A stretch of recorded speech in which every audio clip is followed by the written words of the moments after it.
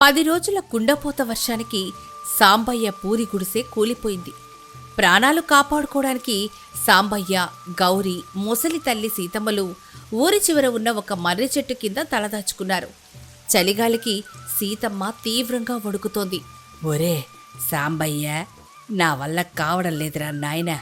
ఈ వాన చినుకులు నా ఒంటికి కత్తుల్లా గుచ్చుకుంటున్నాయిరా. పైన కప్పుకోవడానికున్న ఒక్క పాత దుప్పటి కూడా పూర్తిగా తడిసిపోయి మంచుగడ్డలా నా ఒంటిని కోసేస్తోంది. నా ఎముకలు గడ్డకట్టుకుపోతున్నాయిరా. ఊపిరి పీల్చుకుంటే గొంతులో నుంచి రక్తం పడేలా ఉంది. అయినా ఈ పాడు ప్రాణం ఇంకా ఎందుకు పోవడం లేదురా దేవుడా. నన్ను తీసుకుపో తండ్రి. ఈ నరకం నేను చూడలేకపోతున్నాను. అమ్మా, అలా అనకమ్మా. నువ్వు అలా ఏడుస్తుంటే నా 2 చేతులు నరుక్కోవాలనిపిస్తుంది. నిన్ను ప్రాణంగా చూసుకుంటానని మాటిచ్చాను. కానీ ఈరోజు తలదాచుకోవడానికి నీకొక గూడు కూడా ఇవ్వలేని చేతకాని వాడినయ్యాను. పగలు రాత్రి నా రక్తాన్ని చెమటగా మార్చి కట్టుకున్న ఆ చిన్న మట్టి గుడిసె నా కళ్ల ముందే నేలమట్టమైపోయింది. ఆ మట్టితో పాటే నా బతుకు కూడా కూలిపోయిందమ్మా. ఈ గాలివానలో నిన్ను ఇలా చూస్తుంటే నా గుండెలు పగిలిపోతున్నాయి తల్లి. ఈ పొగ నా కళ్ళను కాల్చేస్తోంది. కాని నా అత్తయ్య కడుపులో కాలుతున్న ఆకలి మంట ముందు ఇదెంత దేవుడా. 3 రోజుల నుంచి పచ్చి మంచి నీళ్లతో కడుపు నింపుకుంటున్నాం. నా భర్త ఆకలితో పేగులు మాడిపోయి ఎముకల గుడిలా అయిపోయారు. ఈ తడి పుల్లలు ఎందుకు అంటుకోవట్లేదు? కనీసం కాసిని వేడినీళ్లు కాస్తే ఆ ముసలి ప్రాణం నిలబడుతుంది కదా.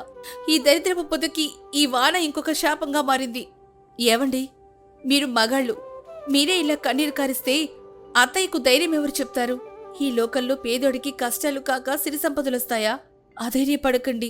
గుడిసె కూలిపోయినా ఆ దేవుడు మనకు ఈ చెట్టు నీడనిచ్చాడు కదా. నేను నా చీర కొంగు చించి అత్తయ్యకు కప్పాను. మీరేడవకండి. ఎంత పాపిష్టి బతుకు దేవుడా ఇది. నా ఇల్లాలు కడుపులో పచ్చి మంచినీళ్లు పోసుకుని 3 రోజుల నుండి పస్తులు పడుకుంటుంది. వానకు తడిసి ఆమె పెదాలు పాలిపోయాయి. పొయ్యి వెలిగించటానికి పుల్లలు లేక తన చేతులు కాల్చుకుంటుంది. ఒక మగాడిగా నా వాళ్లకు కడుపు నిండా పట్టెడన్నం పెట్టలేని ఈ చేతకాని బతుకు ఎందుకు తండ్రి? నా ఆకలి మంట కన్నా నా వాళ్ల ఏడుపు నన్ను నిలువునా దహించి వేస్తోంది. నేను ఉండి కూడా నా కుటుంబాన్ని అనాథలను చేశాను. గౌరీ, మీ కడుపులు కాల్చుకొని నన్ను సాకుతున్నారు తల్లి. మీరు 2 రోజులుగా పస్తులుంటున్నారని నాకు తెలుసు. నేను మీకు పెద్ద భారమైపోయాను. నా ప్రాణం పోతే ఈ పాడు శరీరాన్ని ఈ చెట్టు కిందే వదిలేసి మీరిద్దరు ఎక్కడికైనా వెళ్ళి బతకండి. పేదవాడి ఇంట్లో ముసలివాళ్లు ఉంటే అది ఆ కుటుంబానికి శాపం తల్లి. నా ఊసురు తీసేయి దేవుడా. అత్తయ్య, మీరు మూర్ఖపు మాటలు మాట్లాడకండి. మీరు మాకు భారం ఏంటత్తయ్యా? గుడిసెపోయినా మీ ఆశీర్వాదం మాకుంది. మీరు లేని బతుకు మాకెందుకు అత్తయ్యా? ఇదిగో ఈ తడి పుల్లలతోనే నేను కాసిని వేడినీళ్లు కాశాను. ఈ నీళ్లు తాగండి. గొంతు తడుస్తుంది. లేదు గౌరీ, నేను బతికి ఉండగా నా తల్లి వేడి నీళ్లతో కడుపు నింపుకోవటం ఏంటి? నేను మగాడిని. ఈ రాతి గుండెలున్న లోకాన్ని ఎదిరించైనా సరే నా తల్లికి ఈరోజు మంచి మందులు మీకు కడుపు నిండా అన్నం పెడతాను. సరేనండి, మీరు పనికెళ్ళండి. నేను ఆ పుల్లయ్య కిరాణా కొట్టుకెళ్ళి బతిమాలి కాసిని నూకలు, పప్పు అప్పుగా అడిగి తీసుకొస్తాను. అత్తయ్యను నేను చూసుకుంటాను. మీరు జాగ్రత్త. గౌరీ వర్షంలో తడుచుకుంటూ ఒక పాత సంచి పట్టుకుని కిరాణా వ్యాపారి పుల్లయ్య కొట్టు దగ్గరికి వెళ్లి నిలబడింది. పుల్లయ్య కళ్ళెం మీద కూర్చొని డబ్బులు లెక్క పెట్టుకుంటూ ఉన్నాడు. అయ్యా పుల్లయ్య గారు, దండాలయ్యా. 3 రోజుల నుంచి మా ఇంట్లో ఒక్క గింజ కూడా లేదయ్యా. నా అత్తయ్య జ్వరంతో ఆ వర్షంలో చెట్టు కింద ప్రాణాలు వదిలేలా ఉందయ్యా. ఆ చలికి ఆమె గొంతులో నుంచి మాట కూడా రావట్లేదు బాబు. మీకు పుణ్యం ఉంటుంది. 1 కిలో బియ్యం, కాస్త పప్పు అప్పుగా ఇవ్వండి అయ్యా. మా ఆయన సాయంత్రం కూలీ డబ్బులు తేగాని మీ బాకీ మొత్తం తీర్చేస్తాం బాబు. ఒక ముసలి ప్రాణాన్ని నిలబెట్టిన పుణ్యం మీకు దక్కుతుందయ్యా. ఏమే గౌరే, నీకు బుద్ధుందా లేదా? అప్పు కావాలా? అప్పు ఆ చెట్టు కింద నిలబడితే అప్పులు పుడతాయంటే? నీ మొగుడు సాంబయ్య గాడికున్న ఆస్తి అంటే నాకు బాకీ తీర్చడానికి? ముందే మీది పూరి గుడిసె బతుకో, దానికి తోడు పాత బాకీ 10 రూపాయలు అలాగే ఉంది. ఇప్పుడు ఆ గుడిసె కూడా కూలిపోయే ఆ చెట్టు కింద బిచ్చగాళ్ళలా బతుకుతున్నారు. రేపో మాపో మీ మొగుడు సస్తే నా బాకీ ఎవరు తీరుస్తారే? మీకు అప్పిస్తే నా డబ్బులు గంగలో పోసినట్టే. మర్యాదగా ఇక్కడి నుండి వెళ్ళు. అయ్యా, అలా అనకండి అయ్యా. మాకు ఆస్తి లేకపోవచ్చు కానీ నిజాయితీ ఉందయ్యా. పేదోడికి నిజాయితీ తప్ప వేరే ఆస్తే ఉంటుంది బాబు. ఒక కోడలిగా నా అత్తకు గుక్కెడు గంచివ్వలేకపోతున్నానయ్యా. మీ కాళ్ళు పట్టుకుంటాను బాబు. కేవలం ఒక్క గుప్పెడు నూకలివ్వండయ్యా. మీకు జీవితాంతం రుణపడి ఉంటాను. మీరు కాదంటే మా అత్తయ్య ఆ చెట్టు కిందే చచ్చిపోతుందయ్యా. ఉసేవ్, నా కొట్టు ముందు నిలబడి ఏడవకో. నా వ్యాపారం పాడవుతుందా? రేపో మాపు మీ అత్త పోతుందే. దాన్ని పూడ్చడానికి కూడా మీ దగ్గర డబ్బులు లేవు. నీ అత్త చస్తే నాకేంటి, నీ మొగుడు చస్తే నాకేంటి? అప్పు ఇచ్చేది లేదు, గిప్పు ఇచ్చేది లేదు. అసలే వ్యాపారం లేక సస్తంటే దరిద్రపు ముఖం వేసుకుని పొద్దునే దాపురించావు. వెళ్తావా లేక మెడబట్టి గెంటమంటావా? దేవుడా, పేదవాడి ఆకలి ఈ లోకానికి ఒక నాటకంలా కనిపిస్తోందా? డబ్బుంటేనే ఈ లోకంలో మనిషికి విలువ. ఆకలితో అల్లాడుతున్న ఒక మొసలి ప్రాణం వాళ్లకు కనిపించట్లేదా? కడుపు కాలుతున్న పేదోణ్ణి ఇలా కుక్కను తరిమినట్టు తరుముతున్నారే. వీళ్ళకి ఏ పాపం తగలతా దేవుడా? మనిషి ప్రాణం కన్నా వీళ్ళకి ఆ కాగితం నోట్లే ఎక్కువైపోయాయి. ఇప్పుడు నేను ఖాళీ సంచితో వెళ్తే నా అత్తయ్యకి ముఖం ఎలా చూపించాలి? సాంబయ్య పని కోసం ఊరి మోతుబరి భూస్వామి భూషయ్య గారి దగ్గరికి వెళ్ళాడు. అయ్యా భూషయ్య గారు, దండాలయ్యా. వారం రోజుల నుండి పస్తులుంటున్నాం బాబు. ఇల్లు కూలిపోయి చెట్టు కింద పడ్డాం. నా తల్లికి జ్వరం, ఆమె కళ్ళు తేలేస్తోంది బాబు. దయచేసి నాకేదైనా పనివ్వండి బాబు. మీ కాళ్ళు పట్టుకుంటాను. ఏరా సాంబయ్య, పని కావాలా? ఈ వర్షంలో నా పొలంలో ఉన్న 50 ఎరువుల బస్తాలను ఆ గట్టు మీద ఉన్న కొట్టులోకి మోయాలి. బస్తా 50 కిలోలుంటుంది. నువ్వు ఒంటరిగా బురదలో 50 బస్తాలు సాయంత్రం లోపు మోస్తే నీకు 50 రూపాయల కూలీ ఇస్తాను. చేస్తావా? మధ్యలో బురదలో జారిపడి బస్తా పాడైందంటే ఆ బస్తా ఖర్చు నీ కూలీలో కట్ చేస్తాను, జాగ్రత్త. అయ్యా, మోకాల్లోతు బురదలో 50 బస్తాలు నేనొక్కడినే మొయ్యాలా? 50 రూపాయల కూలి చాలా తక్కువ బాబు. కనీసం 100 రూపాయలు ఇవ్వండి అయ్యా.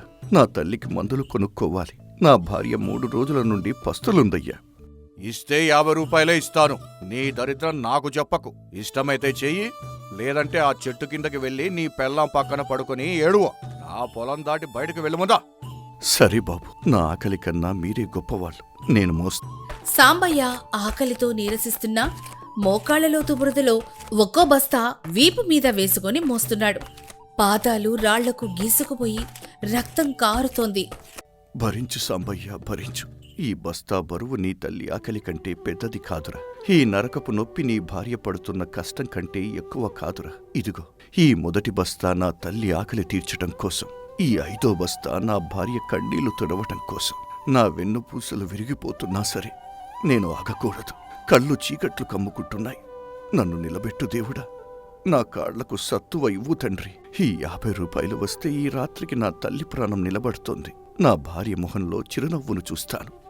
సాయంత్రం 6 గంటలకు పని పూర్తయింది. ఆయాసంతో సాంబయ్య బురదలో కూలబడిపోయాడు. భూషయ్య అక్కడికొచ్చాడు. ఒరే సాంబయ్య, ఏంట్రా ఈ పని? 50 బస్తాలు మోయటానికి రోజంతా తీసుకున్నావా? నీ సోమరితనం వల్ల నా పని ఆలస్యమైందిరా. ఇదిగో, నీకు 30 రూపాయలు మాత్రమే ఇస్తాను. మిగతా 20 రూపాయలు నీ బద్ధకాని కోత. తీసుకుని వెళ్ళిపా.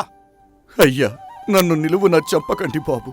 ఉదయం నుండి పచ్చి మంచినీళ్లు కూడా తాగకుండా నా రక్తం చిందించి ఆ బస్తాలు మోశానయ్యా. కళ్ళు తిరిగి పడిపోతున్నా సరే మీ పని ఆపలేదయ్యా. 30 రూపాయలతో నా తల్లికి మందులు కూడా రావు బాబు. నా చేతులు చూడండి ఎలా బొబ్బలెక్కాయో. నా పాదాల నుండి రక్తం ఎలా కారుతుందో చూడండి బాబు. నా రక్తాన్ని అమ్ముకుని కష్టపడ్డానయ్యా. దయచేసి మిగతా 20 రూపాయలు కూడా ఇవ్వండి బాబు. ఎక్కువ మాట్లాడితే ఈ 30 కూడా ఇవ్వండిరా, దరిద్రపు విధవా.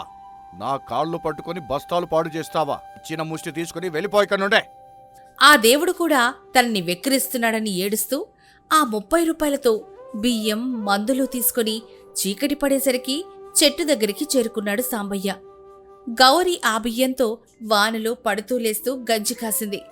ఆ దీపం వెలుతురులో సాంబయ్య వీపు మీద రక్తం చూసి గౌరి బోరున ఏడ్చింది.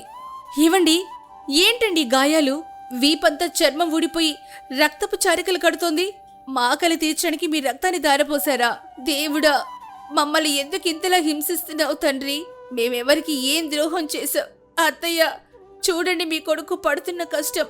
ఈ పాపిష్టి కడుపు కోసం ఆయన శరీరాన్ని హోనం చేసుకుంటున్నారు. ఈ ముద్దలు అన్నం కాదత్తయ్యా, ఆయన రక్తం. ఏడవకు గౌరీ, నా శరీరానికి అయిన గాయాలు 2 రోజుల్లో తగ్గిపోతాయి. కానీ నా తల్లి ఆకలితో ఉంటే నా గుండెకు అయ్యే గాయం ఎప్పటికీ మానదు. నేను పడ్డ కష్టమంతా ఈ గంజినీళ్లు చూడగానే మాయమైపోయింది గౌరీ. ఇదిగో ఈ మందులు ముందు అమ్మకువి. ఆ వేడి గంజన్నం తను తిన్నాకే మనం తిందాం. ఒరే సాంబయ్య, ఎంత కష్టం వచ్చిందిరా నీకు? నా కోసం నీ రక్తాన్ని నమ్ముకున్నావరా? ఈ రాక్షస లోకంలో నా కొడుకుని రక్తం గక్కించారా? ఒరే దేవుడా, ఈ రాత్రికి రాత్రే నా ఉసురు తీసే తండ్రి. నా కొడుకు పడుతున్న ఈ నరకం నేను చూడలేకపోతున్నాను. నన్ను చంపే దేవుడా. ఉదయం వర్షం ఆగిపోయింది. సాంబయ్య పని కోసం నడుస్తూ ఉండగా దారిలో బురద గుంట దగ్గర ఒక ఎర్రటి సజ్జి దొరికింది. దేవుడా, ఏంటిది?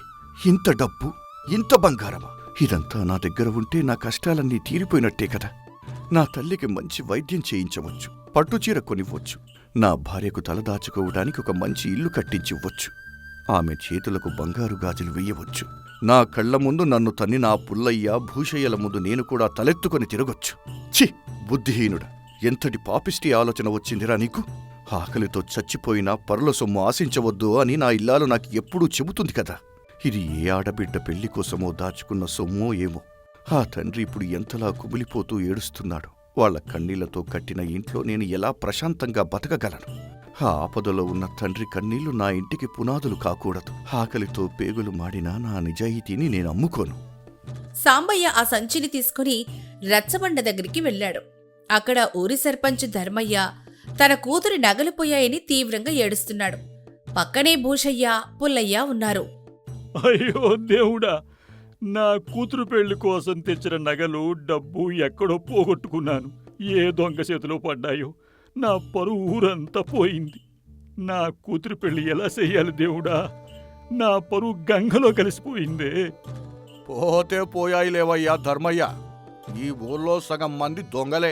ఆ డబ్బులు చూస్తే ఎవరికైనా ఆశ పుడుతుంది. అయ్యా ధర్మయ్య గారు, ఏడవకండయ్యా. మీరు పోగొట్టుకున్న సంచి ఇదేనా చూడండి. బురదకుంట దగ్గర పడి ఉందయ్యా. ఎవరి ప్రాణాలు గాలిలో కలిసిపోతున్నాయో, ఏ ఆడబిడ్డ పిల్ల ఆగిపోతుందో అని భయపడి పరుగు పరుగున వచ్చానయ్యా. ఒరే సాంబయ్య, ఇందులో ఉన్న ఒక్కో రూపాయి కూడా పోలేదురా. నా ప్రాణాలు నిలబెట్టావురా. నా కూతురు పెళ్లి ఆగిపోకుండా చేసావురా. ఒరేయ్ దొంగ విధవా, నిజం చెప్పురా. నువ్వే ఈ సంచి దొంగిలించి ఇప్పుడు మంచివాడిలా నాటకాలు ఆడుతున్నావు కదా. వారం నుండి తినడానికి తిండి లేక ఆ పాడు చెట్టు కింద కుక్కలా బతుకుతున్నావు. ఈ సంచి చూస్తే నీకు ఆశ పుట్టలేదా? ఇందులో సగం దాచేసుకుని మిగతాది తెచ్చావు కదరా. అవును ధర్మయ్య గారు, నిన్న ఈడి పెళ్ళాం నా కొట్టుకొచ్చే గుప్పెడు నూకలు అప్పివ్వమని బిచ్చగత్తెలా ఏడిసింది. కడుపు కాలుతున్నోడు ఇంత డబ్బు చూసి వదిలేస్తాడా? ఈడు ఖచ్చితంగా దొంగతనం చేసే ఉంటాడు. అయ్యా ధర్మయ్య గారు, నన్ను నమ్మండి అయ్యా. నేను కడుపు కాలుతున్న పేదవాడిని కావచ్చు, కాని దొంగను కాదు బాబు. నా ఇల్లు కూలిపోయి ఆ చెట్టు కింద వానలో తడుస్తూ నా తల్లి, నా భార్య నరకం అనుభవిస్తున్నారు. ఈ డబ్బులు తీసుకుంటే నా బతుకు మారిపోతుంది అని ఒక్క క్షణం నా మనసు కూడా పాపిష్టి ఆలోచన చేసింది బాబు. కాని పరుల కన్నీళ్లతో నా ఇల్లు కట్టుకోవటం నా ధర్మం కాదయ్యా. నా ఆకలి మంట కన్నా నా నిజాయితీ పెద్దది బాబు. మీరు ఆ సంచిలో ఏమైనా తక్కువ ఉన్నాయేమో లెక్క పెట్టుకోండి. 1 రూపాయి తక్కువైనా నన్ను ఇక్కడే ఈ చెట్టుకు ఉరితీయండి బాబు. నోరు ముయ్యండ్రా స్వార్థపరులారా. మీరు కోటీశ్వర్లు కావచ్చు, కానీ మీ గుణాలు బురదతో సమానం. ఒక పేదవాడికి కష్టం వస్తే గుప్పెడు నూకలు ఇవ్వలేని కఠినాత్ముడివి నువ్వు పుల్లయ్య. 50 బస్తాలు మోయిస్తే 30 రూపాయలు ఇచ్చి వాడి రక్తాన్ని తాగిన రాక్షసుడివి నువ్వు భూషయ్య. ఇవన్నీ నాకు తెలియవనుకుంటున్నారా? కడుపులో ఆకలి మంట రగులుతున్నా, పాడు చెట్టు కింద వానలో బతుకుతున్నా, పరుల సొమ్ముకు ఆశపడని వీడి నిజాయితీ ముందు మీ డబ్బు ఒక లెక్క. సాంబయ్య, నా కూతురు పెళ్లి కానుకగా ఆ ఊరి చివర నేను కొత్తగా కట్టించిన 2 గదుల పెంకుటిల్లు ఈ రోజు నుండి నీదే. నా పొలాల వ్యవహారాలన్నీ చూసుకునే మేనేజర్గా నిన్ను నియమిస్తున్నాన్రా. ఇప్పుడే వెళ్ళి వాళ్ళని ఆ చెట్టు కింద నుండి మన కొత్త ఇంట్లోకి తీసుకువెళ్దాం. ధర్మయ్య గారు స్వయంగా వెళ్లి సీతమ్మను, గౌరీని కొత్త ఇంట్లోకి తీసుకెళ్లారు. ఆ ఇల్లు లోపల ఉన్న బియ్యం బస్తాలు చూసి వాళ్ళ కళ్ళల్లో వెలుగు నిండింది. ఏవండి, ఆ పాడు చెట్టు కింద బతుకులు పోయాయండి. ఈరోజు ఆ దేవుడు మన కష్టాలను కరుణించాడు. ఎండలో వానలో మనం పడ్డ కష్టాలన్నీ ఈ రోజుతో తీరిపోయాయి. మీ నిజాయితీ మనల్ని ఈరోజు ఒక మంచి ఇంట్లో నిలబెట్టింది. నా కడుపు నిండిపోయిందండి. అవును గౌరీ, నిజాయితీగా బతికేవాడికి కష్టాలు తాత్కాలికమే. ఈ ప్రపంచం ఎన్ని అవమానాలు చేసినా ఆ దేవుడు ఎప్పుడూ న్యాయం వైపే ఉంటాడు. నీ ఓర్పు, అమ్మ ఆశీర్వాదం, నా నిజాయితీకి దక్కిన బహుమతి ఈ ఇల్లు. నా కొడుకు నిజాయితీ నా ప్రాణాలను కాపాడింది. నా కోడలి ప్రేమ మా కుటుంబాన్ని నిలబెట్టింది. ఈరోజు నేను ప్రశాంతంగా ఊపిరి పీల్చుకుంటున్నానురా. మనుషులకు ఆకలి, దారిద్ర్యం, కష్టాలు రావచ్చు, కానీ అవి మన నిజాయితీని ఎన్నటికీ చంపకూడదు. కష్టకాలలో పరుల సొమ్ముకు ఆశపడకుండా ధర్మంగా బ్రతికితే దేవుడు ఏదో ఒక రూపంలో దానికి తగిన ప్రతిఫలం తప్పకుండా ఇస్తాడు. అహంకారం మనిషిని దిగజారుస్తుంది. నిజాయితీ మనిషిని రాజుని అర్ధరాత్రి సమయం. ఊరి చివర ఉన్న ఒక పూరి గుడిసె బయట అరుగు మీద పేద రైతు రామయ్య ఒంటరిగా కూర్చొనున్నాడు. ఆకాశంలో చందమామ వెలుతురు అతడి ముఖం మీద పడుతోంది. అతడి కళ్లల్లో చెప్పలేనంత ఆవేదన, మెదడులో ఎన్నో ఆలోచనలు. ఎంత విచిత్రం దేవుడా నీ సృష్టి! ఈ ఊళ్ళో ఏ నేలలో ఏ గింజ వేస్తే బ్రహ్మాండంగా పండుతుందో, ఏ వాతావరణానికి ఏ తెగులు వస్తుందో ఇట్టే పసిగట్టే బుద్ధిని నాకిచ్చావు. కాని ఆ బుద్ధిని వాడుకొని బతకటానికి కనీసం 1 ఎకరం సొంత నేలను కూడా ఇవ్వలేకపోయావే. నా బుర్రలో 1000 రూపాయలు పండించే ఆలోచనలు ఉన్నాయి, కాని నా జేబులో 1 పూట గంజి తాగటానికి కూడా చిల్లర లేదు. నా పెళ్ళాం చిరిగిన చీర కట్టుకుని తిరుగుతుంటే నా గుండె తరుక్కుపోతుంది. దేవుడా, ఈ పేదరికం నా తెలివితేటలను నొక్కి చంపేస్తుంది. నా కళ్ల ముందే చేతకాని వాళ్లంతా మహారాజుల్లా బతుకుతుంటే నేను మాత్రం అప్పుల కోసం ప్రతి గడప ఎక్కాల్సి వస్తుంది. నా రాత ఎప్పటికి మారుతుందో ఏమో. ఈ చీకటి బతుకుకి వెలుగెప్పుడొస్తుంది దేవుడా? అప్పుడే గుడిసె లోపల నుంచి రామయ్య భార్య సీతమ్మ పాత రాగి చెంబులు నీళ్లు తీసుకుని బయటకొచ్చింది. భర్త ఆవేదన్ను ఆమె పసిగట్టింది. యావండి, ఇంకా పడుకోలేదా? అర్ధరాత్రవుతోంది, మంచు పడుతోందండి. చలికి వణికిపోతారు. మీ మనసులో ఏదో పెద్ద సుడిగుండం తిరుగుతున్నట్టుంది. ఏంట ఆలోచనలు? ఎవరి గురించో ఆలోచించి మీ దేహాన్ని ఎందుకండి కరిగించుకుంటారో? ఏం ఆలోచించమంటావే సీతమ్మ? నా చేతకాని తనాన్ని చూసి నాకే రోత పుడుతుంది. ఊరంతటికీ నేను సలహాలు చెబుతాను, కాని నా కడుపు నింపుకోలేకపోతున్నాను. ఆ జమీందారు దగ్గర 3 ఎకరాలు కౌలుకు తీసుకుందామంటే నా దగ్గర పెట్టుబడికి చిల్లి గవ్వ కూడా లేదు. అప్పు ఇమ్మని ఏ షావుకారు దగ్గరికి వెళ్ళినా పూచీకత్తు లేనిదే ఇవ్వనంటున్నారు. నా తెలివితేటలు ఈ చీకటిలోనే మాడి మసైపోతున్నాయే సీతమ్మ. నిన్ను కంటికి రెప్పలా చూసుకుంటానని మామకు మాటిచ్చానే, కాని నీకు కనీసం కడుపు నిండా కూడా ముద్దపప్పు కూడా పెట్టలేకపోతున్నానే. అలా కుంగిపోకండి. డబ్బు లేకపోతేనే మీ దగ్గర కొండంత నిజాయితీ, సముద్రమంత తెలివున్నాయి. ఆ దేవుడు ఎప్పటికైనా మనకి దారి చూపిస్తాడండి. మీ బుద్ధి ముందు ఆ జమీందార్ ఆస్తి కూడా తక్కువే. ముందు పడుకోండి. రేపొద్దున్నే లేచి ఆ పాడుబడిన కౌలు పొలాన్ని దున్నడానికి వెళ్ళాలి గదా. మీ కష్టం వృధా పోదు. మరుసటి రోజు ఉదయం రామయ్య తన గుడిసె నుంచి కౌలుకు తీసుకున్న పొలం వైపు నడుచుకుంటూ వెళ్తున్నాడు. భుజం మీద నాగలుంది. వాతావరణం ప్రశాంతంగా ఉంది. మట్టి వాసన పీలుస్తూ నడుస్తూ ఉన్నాడు. గాలివాటం చూస్తుంటే ఈసారి వానలు ముందే వచ్చేలా ఉన్నాయి. మట్టిలో తేమ అడుగుకుపోయింది, గాలిలో పదును లేదు. ఈ వాతావరణంలో అందరిలాగా వరివేస్తే ఖచ్చితంగా తెగులు పట్టి నాశనమవుతుంది. ఈ కాలానికి తట్టుకునే జొన్నలు గాని పప్పు దినుసులు గాని వేస్తేనే 10 రూపాయల లాభం వస్తుంది. నా మట్టి తల్లి గుండె చప్పుడు నాకు తెలుసు. ఈసారి నేను అనుకున్నది జరిగితే నా అప్పులన్నీ తీరిపోతాయి. అలా నడుచుకుంటూ వెళ్తున్న రామయ్యకు దారిలో పొలం గట్టు మీద కూర్చొని బాధపడుతున్న తన తోటి రైతులు, స్నేహితులైన వీరయ్య, పుల్లయ్య కనిపించారు. ఏంట్రా వీరయ్య, పుల్లయ్య అలా డీలాపడి కూర్చున్నారు? వానాకాలం వస్తోంది, పొలం పనులు మొదలు పెట్టలేదా? ఏం మొదలు పెట్టమంటావురా రామయ్య? పోయిన ఏడు వేసవి వరి పంట పురుగు పట్టి నాశనమైపోయింది. ఉన్న అప్పులు తీరలేదు. ఇప్పుడు కొత్తగా ఏం వేయాలో పాలుపోవటం లేదురా. మళ్ళీ వరి వేద్దామంటే భయమేస్తోంది. అవును రామయ్య, అసలే ఆ జమీందారు కోలు డబ్బులు ముక్కు పిండి వసూలు చేస్తాడు. మొన్నొచ్చి వారం రోజుల్లో వడ్డీ కట్టకపోతే ఇల్లు జప్తు చేస్తానని బెదిరించిపోయాడు. ఏ పంట వేస్తే లాభం వస్తుందో తెలియక తల పట్టుకుంటున్నాం. ఏ చెరువులోనే దూకి చావాలనిపిస్తోందిరా. నా మాట వినండిరా, ప్రాణాలు తీసుకోవటం పిరికివాళ్ల లక్షణం. ఈ సంవత్సరం గాలివాటం తేడాగా ఉంది. వానలు పడినా మధ్యలో ఎద్దడి వస్తుంది. మీరు వరి వేయకండి, దాని బదులు కందులు, పెసలు వేయండి. తక్కువ నీరు అవసరం, పైగా గాలిలో ఉన్న తేమకు తెగులు రాదు. నేను కూడా నా 2 ఎకరాల కౌలు పొలంలో కందులే వేస్తున్నాను. నన్ను నమ్మండి.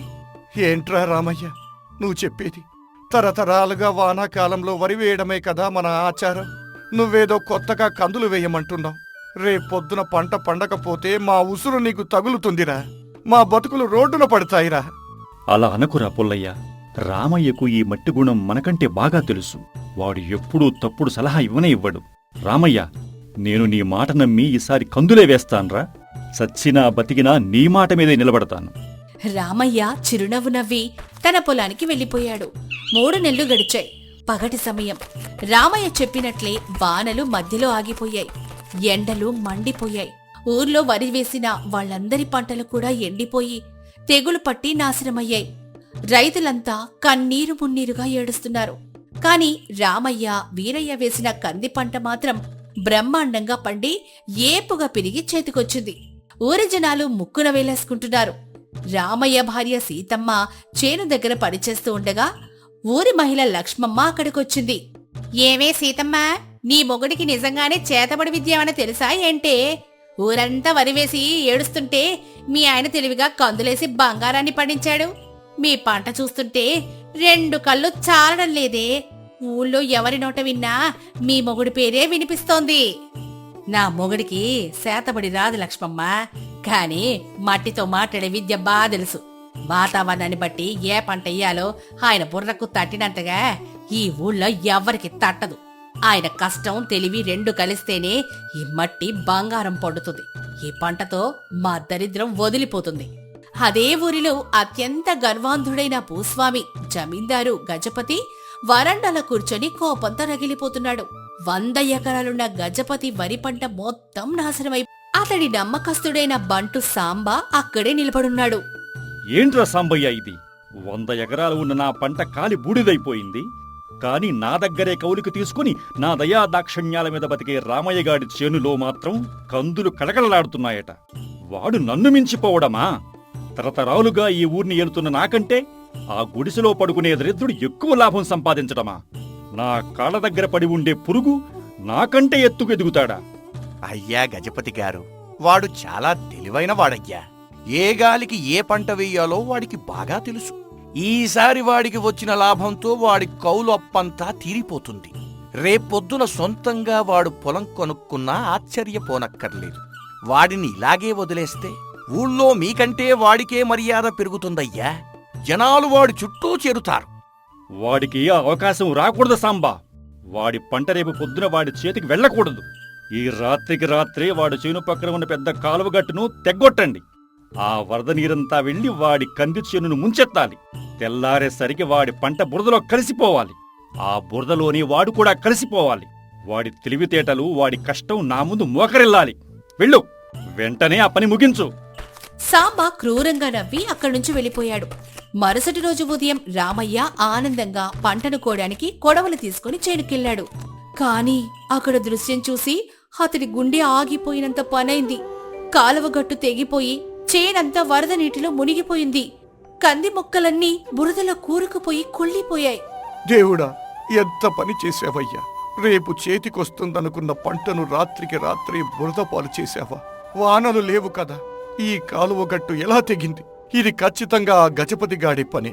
వాడికి పంట పోయిందన్న కడుపు మంటతో నా కష్టం మీద కన్ను కుట్టి నా గొంతు కోశాడు. నా బతుకును ఈ బురదలో కలిపేశాడు.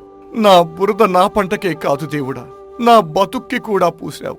నా ఆశలన్నీ ఈ నీళ్లలో కొట్టుకుపోయాయి. ఇప్పుడు నేనేం చెయ్యాలి? ఆ రాక్షసుడు కౌలు డబ్బులు ఎలా కట్టాలి? వాడి కాళ్ల మీద పడాలా? నా పెళ్ల మెడలో ఉన్న ఆ ఒక్క పసుపు తాడు కూడా ఆ షావుకారికి ఇచ్చెయ్యాలా? నేనెందుకు బతికుండాలి? న్యాయం దేవుడా, నా బతుకు ఎప్పుడూ ఈ బురదలోనే మాడిపోవాలా? రామయ్య బురదలోని ఒంటరిగా గంటల తరబడి కూర్చొని కుమిలి కుమిలి ఏడ్చాడు. అతడి కన్నీళ్లు ఆ వరద నీటిలో కలిసిపోతున్నాయి. అతడికి పిచ్చి పట్టినట్లయిపోయింది. 2 రోజులు గడిచాయి. రాత్రి సమయం. గుడిసెలో రామయ్య మౌనంగా కూర్చుని దీర్ఘంగా ఆలోచిస్తున్నాడు. కళ్ళు ఉబ్బిపోయున్నాయి. సీతమ్మ బాధగా అతన్ని చూస్తోంది. అతడి ముందు భోజనం పెట్టినా ముట్టుకొనే లేదు. అలా కన్నీళ్లు పెట్టుకుని కుంగిపోకండి. ఆ గజపతి మహారాక్షసుడు. ఆడి పాపాన వాడే పోతాడు. మన కర్మ కాలిపోయింది. మన పాత ఆవులమ్మి వాడప్పు తీర్చేద్దాం. మీరు 2 రోజుల నుంచి అన్నం ముట్టకుండా ఇలా మౌనంగా ఉంటే నాకు భయంగా ఉందండి. మీ ప్రాణాల కంటే ఆ పొలం ఎక్కువేమీ కాదు. లేదే సీతమ్మ, నేను కుంగిపోలేదు.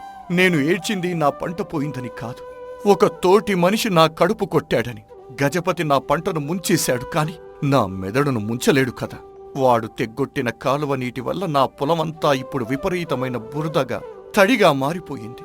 ఈ తడిలో, ఈ సమయంలో మినుములు చల్లితే నీళ్లు పెట్టకుండానే పక్షం రోజుల్లో బ్రహ్మాండంగా మొలకెత్తుతాయి. వాడు నాకు నష్టం చేశాననుకున్నాడు, కాని నాకొక కొత్త పెట్టుబడి లేని లాభాన్ని ఇచ్చాడు. నా బుద్ధిబలంతో వాడి బురద ఏమీ చేయలేదు. రేపటి నుంచే నా పని మొదలు పెడతాను. సీతమ్మ అతడి ఆత్మవిశ్వాసం చూసి ఆనందపడింది. 2 నెలలు గడిచాయి. పగటి సమయం. రామయ్య పొలంలో ఎవ్వరూ ఊహించని విధంగా విపరీతమైన బురదను, తేమను తట్టుకుని మినుముల పంట అద్భుతంగా పండింది. కంది పంట కంటే రెట్టింపు లాభం వచ్చేలాగా ఉంది. ఆ విషయం తెలుసుకున్న గజపతి తన బంటు సాంబతో కలిసి గుర్రం మీద రామయ్య పొలానికి కోపంగా వచ్చాడు. అప్పుడే ఊరి జనాలు కూడా అక్కడికి చేరారు. ఏంట్రా రామయ్య ఇది? కాలువ తెగి బురద పట్టిన నేలలో ఈ పంట ఎలా పండిందిరా? ఇది అసాధ్యం. అదే నా తెలివి జమీందారు గారు. కాలువగట్టు దానంతటా అది తెగదని, మీ కుట్రతోనే తెగిందని నాకు బాగా తెలుసు. మీరు నా నేలను ముంచేశారు, కాని నా బుద్ధిని ముంచలేరు. ఆ బురదలోనే ఏ పంట పండుతుందో నా మట్టి తల్లి నాకు నేర్పింది.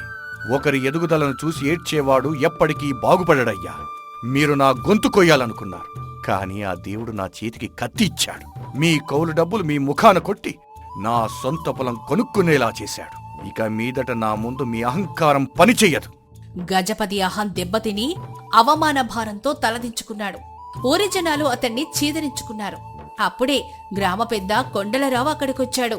గజపతి గారు, డబ్బు మదంతో ఒక పేద రైతు కడుపు కొట్టాలని చూశారు, కాని వాడి తెలివి ముందు మీరు ఓడిపోయారు. ఇక మీదట రామయ్య జోలికి వస్తే నేను ఊరుకోను. రామయ్య, నీ కష్టం, నీ తెలివి ఈ ఊరికి ఆదర్శంరా. ఊరి జనాలు రామయ్యను చప్పట్లతో అభినందించారు. రామయ్య, సీతమ్మల ముఖంలో ఒక ఆత్మగౌరవం, పేదరికాన్ని జయించిన ఆనందం వెల్లివిరిశాయి. మరి ఈ కథ నీతేంటంటే, ఇతరుల ఎదుగుదలను చూసి అసూయపడేవారు ఎప్పటికీ బాగుపడరు. కష్టాలెదురైనప్పుడు కుంగిపోకుండా మన తెలివితేటలతో, ఆత్మవిశ్వాసంతో ఆలోచిస్తే ఏ సమస్యకైనా పరిష్కారం దొరుకుతుంది. కుట్రలు చేసేవారిపై విజయం మన సొంతమవుతుంది.